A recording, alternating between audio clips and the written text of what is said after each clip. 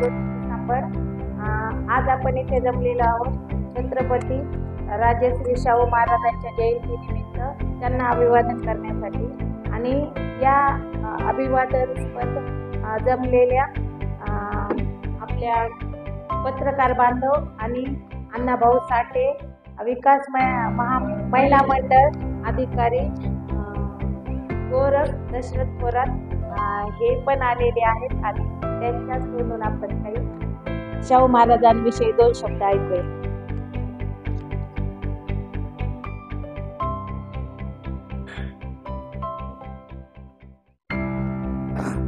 छत्रपती शाहू महाराज यांच्या जयंती निमित्त आज आम्ही विश्रामघर इथं कुठं शासकीय विश्रामघर इथं बीडला इथं आम्ही काही जयंती निमित्त काही पत्रकार बंधू इथं काही महिला येतात की आम्ही त्या हिशोबावर की आज की छत्रपती शाहू महाराजांच्या की जयंतीच्या हिशोबावर की बीड इथे की आम्ही काही संघटनेचे काही ह्याचे की आम्ही मित्र कंपनी म्हणून की मी आता साहेबांकडे जातोय.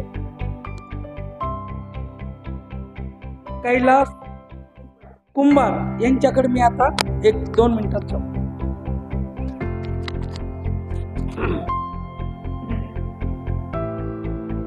नमस्कार.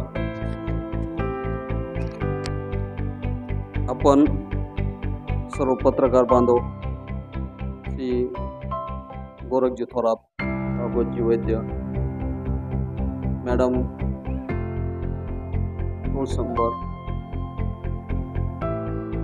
आपण सर्वजण एकत्रित जमलेलो आहोत अशा एका महान पुरुषाच्या जयंतीनिमित्त. आणि महान पुरुष आहेत छत्रपती राजश्री शाहू महाराज. यांचा जन्म महाराष्ट्रातील कोल्हापूर जिल्ह्याचे संस्थानचे एक राजे म्हणून छत्रपती शाहू महाराजांचा जन्म 26 जून 1874 साली कोल्हापूर जिल्ह्यातील एका छोट्याशा खेड्यात झाला होता. परंतु त्यांचं कार्य समाजातल्या प्रत्येक तळागाळातील व्यक्तींनी शिक्षण घेऊन शिक्षणाच्या माध्यमातून समाज सुधारणा करणे आणि गोरगरिबांपर्यंत समाज सुधारण्यासाठी जो काही कार्य असेल तर फक्त शिक्षण हेच वाघिणीचे दूध आहे हे सांगण्याचं कार्य छत्रपती शाहू महाराजांनी केलेलं आहे. त्यांच्या पुण्यतिथीनिमित्त आपण जे सर्वजण जमलेला आहात पत्रकार बांधव म्हणून आणि न्यूज चॅनलवाले यांचं मी एक मनापासून आभार मानतो. आणि मी माझे 2 शब्द संपवतो. जय हिंद, जय भारत. त्यानंतर पत्रकार संस्थापक अध्यक्ष लोकशाहीर पत्रकार संघ चे भागवतराव वैद्य, मी यांच्याकडे 2 शब्द बोलण्याची संधी देत आहे.